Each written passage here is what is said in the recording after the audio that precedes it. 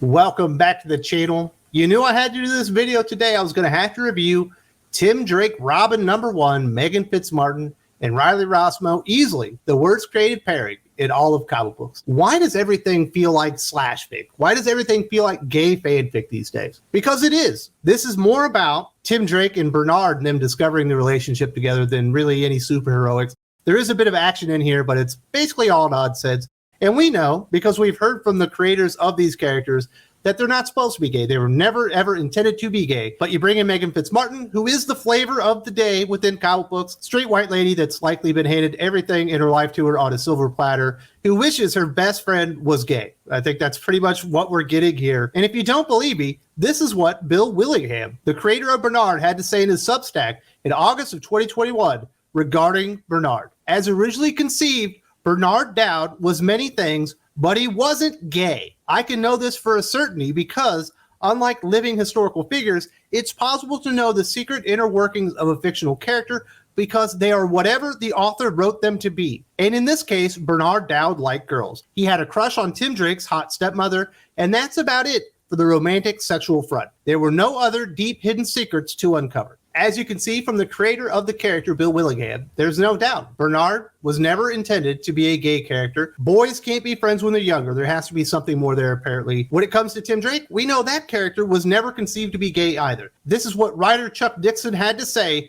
on his YouTube channel on an Ask Chuck Dixon segment in September 2021. I wrote hundreds of his monthly issues. I wrote numerous miniseries, specials, annuals of Tim Drake Robin. I did not create Tim Drake Robin. Marv Wolfman created Tim Drake. Alan Grant further developed Tim Drake, but then I was tasked by Denny O'Neil to develop the character further and make him worthy of being Batman's sidekick. Nobody has written more Tim Drake Robin stories than Chuck Dixon. He continued, I don't understand the point. The character was never written this way, never conceived this way.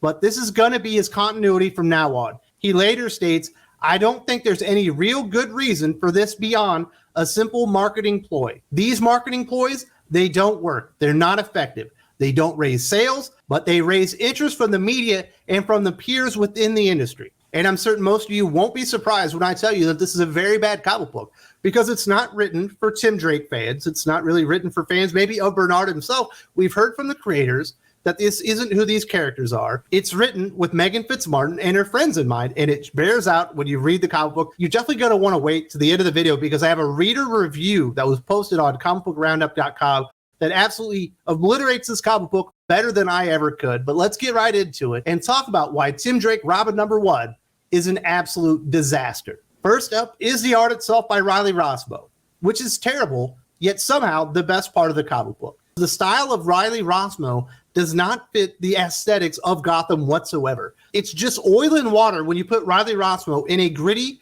setting like this. His artistic talents do not do this setting justice. And even worse, when we see Bernard and Tim Drake getting ready to go on their first date in a month or something like that. First off, he's continued with the aging down of Tim Drake. He continues to look like he's a 15-year-old, even though he's well into his 20s and living on his own, apparently in a boathouse. Why did he move into a boathouse? I'm not really sure. It's not fully explained here. Apparently, we have to read something else to get to that. And not only is Tim Drake aged down significantly in this art, the way the character is presented is exceptionally effeminate. We've never seen Tim Drake presented like this in comic books ever. The art is truly abysmal. It's almost laughable when you see it. But the writing itself is absolutely worse. It comes through time and time again when you read Meghan Fitzmartin writing this character that she hates everything about his past, whether it's Dark Crisis, Young Justice, or any of these Tim Drake stories. We start meeting some of Tim's neighbors from this houseboat, and of course we get some stupid messaging in here that is completely unnecessary and off-putting. Tim thinks, Tammy and Lauren live in the boat next to me. They're the ones with the progressive pride flag and the works of art taking up their deck.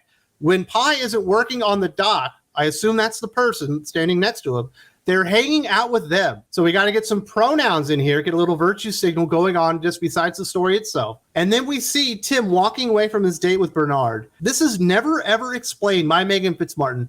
We're just supposed to believe it because she decided it, although none of the history of Tim Drake and Stephanie Brown bears any of this out. But when Meghan Fitzmartin gets hold of the character, he says, I like them, Marina, but that's not what's been making me smile. Being with Bernard It's different than anything I've ever felt before. Bernard brings out the real me, makes me feel like there's so much more to me than I've settled for. Despite having this years-long relationship, we don't know why they broke up. We don't know what caused this to happen. He felt like he was having to settle for Stephanie Brown.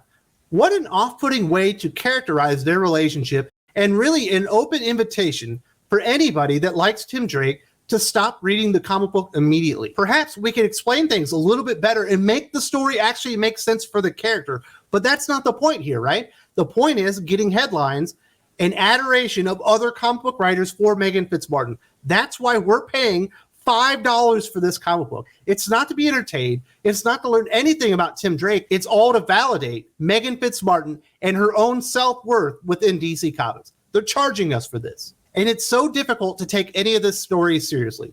First of all, the visuals are terrible. We meet this character, Darcy, who I believe was part of We Are Robin, and I think was also in the Tim Drake, Future State story.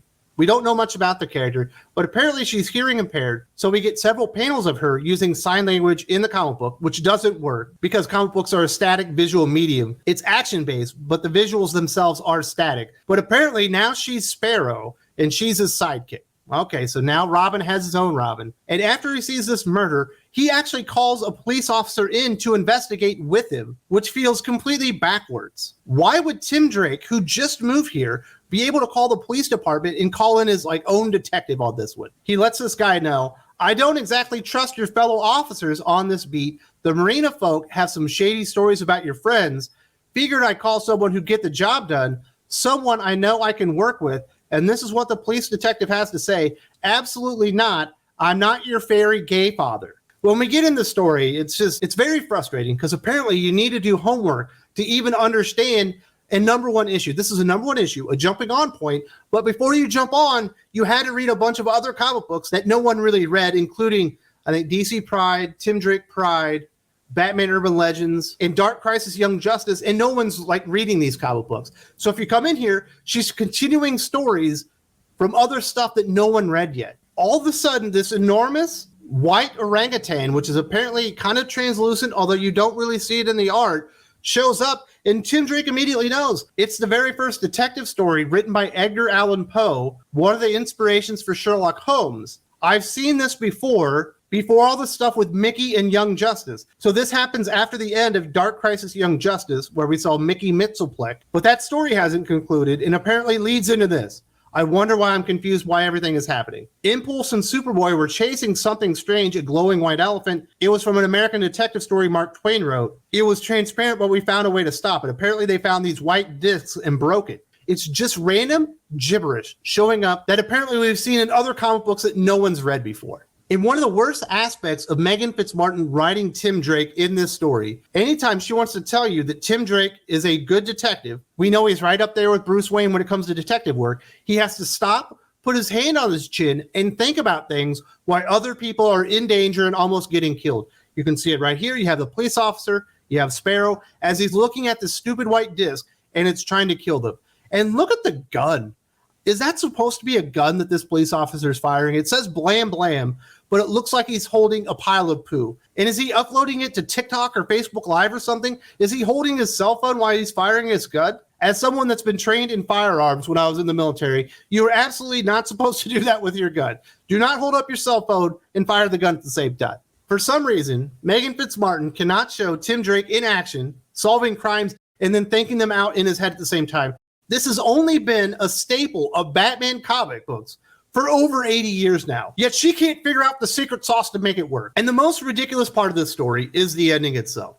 What happens is he breaks the disc, but he doesn't go away. He's like, I don't know how to do it. And she's like, it's your story, Tim. It's not Dick Grayson's story or Bruce Wayne's story or Jason Todd's story. This is your story. You solve it. And he picks up a straight edge razor and he hands it to the orangutan. And then apparently he disappears. I shit you not. That is the end of the action portion of the story, the murder mystery. And then we get the scene on the deck. Tim Drake wearing his JoJo whites, explaining why this worked. Sparrow says, you got to get the next one a knife too? It wasn't a knife. It was a straight razor. In the story, the orangutan just wants to be human. doesn't mean to kill. By giving the orangutan the straight razor back, I help the orangutan feel like a man. I defy anybody with an ounce of common sense or an ounce of love for comic books to tell me that was a well-constructed, executed story. The reason the glow-in-the-dark orangutan that showed up out of nowhere and makes no sense to begin with was defeated was because Tim Drake gave him a straight razor and it made him feel more like a man. That's the kind of writing that we're dealing with Meghan Fitzmartin, and that's why we get comments and reviews like this one from some random smartass. I want to preface this by saying I am a longtime Tim Drake fan who happens to be bisexual. I harbor no ill will to any of the creative team on this book, but I have read porn parodies that are more engaging, have better understanding of Tim's character, and a better understanding of being bisexual. This character is not Tim Drake. This is a straight woman's yay-ow fanfic version of Tim. The way the writing refers to any previous relationships he had as settling is insulting to fans. It's somewhat misogynistic and makes Tim come across as gay instead of bi, which unintentionally contributes to bi erasure. The art is also not helping. Rossmo is not my style, but it is nowhere near as bad as Fitzmartin's writing. I couldn't have said it better myself. Absolutely ridiculous. But this isn't only relegated to DC Comics and Tim Drake. We're seeing this all over comic books.